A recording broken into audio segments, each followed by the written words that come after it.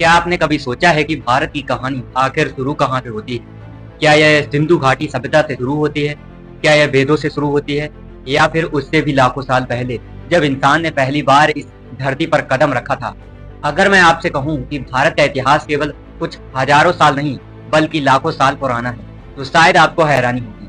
आज हम एक ऐसी ऐतिहासिक यात्रा पर निकलेंगे जो हमें आदि मानव से लेकर महान साम्राज्यों तक ले जाएगी। यह केवल राजाओं और युद्धों की कहानी नहीं, बल्कि इंसान के विकास, सभ्यताओं के जन्म और भारत के बनने की कहानी है। तो चलिए शुरू करते हैं। वैज्ञानिक शोध बताते हैं कि भारतीय महाद्वीप में इंसानी मौजूदगी बहुत प्राचीन है। मध्य भारत की नर्मदा घाटी से मिले मानव अवशेष भी भीमबेटका की गुफा में बने प्राचीन चित्र इस बात का संकेत देते हैं कि हजारों नहीं, बल्कि लाखों वर्षों से यहाँ मानव जीवन विकसित होता रहा।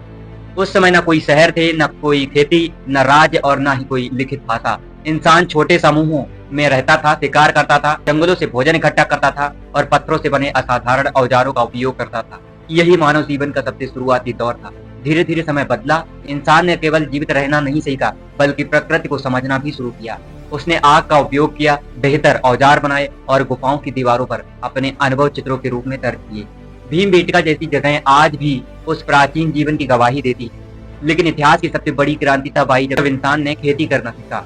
अब वह लगातार एक स्थान पर रहने लगा, छोटे छोटे गांव बसने लगे, पशुपालन शुरू हुआ और यहीं से सभ्यता की असली नींव रखी गई। यही बदलाव आगे चलकर दुनिया की सबसे विकसित प्राचीन सभ्यताओं में से एक को जन्म देने वाला था। और इसी के साथ भारत के इतिहास का एक नया अध्याय शुरू होता है। जब इंसान ने खेती करना सीख लिया, तब उसके जीवन की दिशा हमेशा के लिए बदल गई।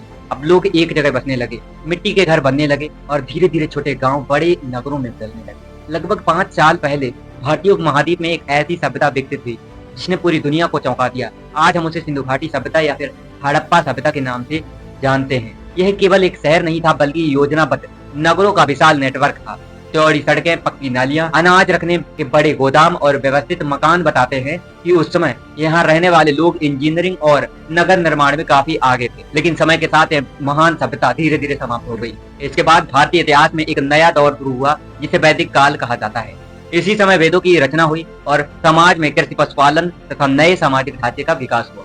कुछ सदियों बाद छोटे छोटे राज्यों ने बड़े राजनीतिक रूप लेना शुरू किया। इन्हें महाजनपद कहा गया। मगध, कौशल, वज्र और अवंती जैसे राज्य शक्ति के लिए एक दूसरे से प्रतिस्पर्धा करने लगे। इन्हीं संघर्षों ने भारत के पहले विशाल साम्राज्य की नींव रखी। इसी दौर में उत्तर पश्चिम से एक विदेशी विजेता सिकंदर भारतीय सीमा तक पहुंचा। हालांकि वह पूरे भारत पर अधिकार नहीं कर सका, लेकिन उसके अभियान ने भारतीय राजनीति पर असर जरूर डाला। इसके कुछ समय बाद इतिहास के मंच पर एक ऐसा नाम उभरा जिसने पूरे उत्तर भारत को एक सत्ता के अधीन ला दिया, चंद्रगुप्त मौर्य। चाणक्य के मार्गदर्शन में चंद्रगुप्त ने एक शक्तिशाली साम्राज्य की स्थापना की। उनके उत्तराधिकार सम्राट अशोक ने इस साम्राज्य को नई ऊंचाइयों तक पहुंचाया।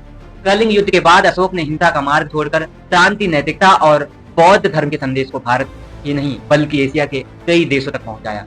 मौर्य साम्राज्य के बाद भी भारत का विकास रुका नहीं।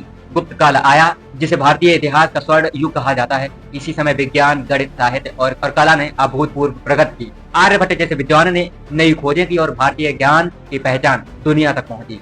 लेकिन इतिहास कभी स्थिर नहीं रहता। समय के साथ नए शासक आए, नए साम्राज्य बने और भारत का राजनीतिक नक्शा लगातार बदलता रहा। अब कहानी उस दौर में प्रवेश करती है जहाँ विदेशी आक्रमण, राजवंश और अंततः आधुनिक भारत की नींव तैयार होने वाली थी। समय के साथ भारत में आने वाले इन विदेशी समुदायों की अलग पहचान धीरे धीरे समाप्त होने लगी। शक, कुषाण, हूण और इंडो ग्रीक जैसे कई समूह भारतीय समाज में ऐसे घुल मिल गए कि बाद की पीढ़ियों में उन्हें अलग पहचानना लगभग असंभव हो गया। यही भारतीय संस्कृति की सबसे बड़ी विशेषज्ञता रही। यह टकराव से ज्यादा स्वीकार करने में विश्वास रखती है। भारतीय सभ्यता ने बाहर से आने वाले लोगों को पूरी तरह ठुकराया नहीं, बल्कि उन्हें अपने रीति रिवाजों, भाषा, परंपराओं और जीवन शैली के साथ जोड़ दिया। इसी कारण हजारों वर्षों में यहाँ अनेक संस्कृतियां आई, लेकिन भारतीय सभ्यता लगातार जीवित रही।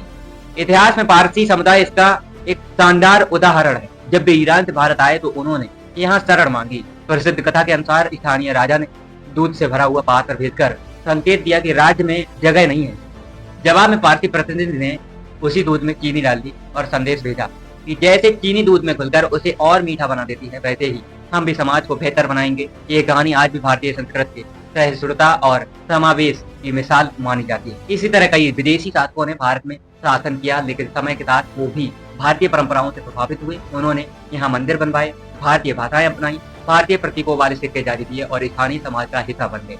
इतिहास हमें बताता है कि किसी भी संस्कृति की असली ताकत उसकी कठोरता में नहीं, बल्कि समय के अनुसार खुद को ढालने की क्षमता में होती है। अगर आपको ऐसी ऐतिहासिक और दुनिया देश विदेश के महान लोगों की कहानियां देखना पसंद है तो अभी हमारे YouTube चैनल को सब्सक्राइब कर लें, वीडियो को लाइक कर दें और अपने दोस्तों के साथ इस वीडियो को शेयर करना न भूलें। जय हिंद।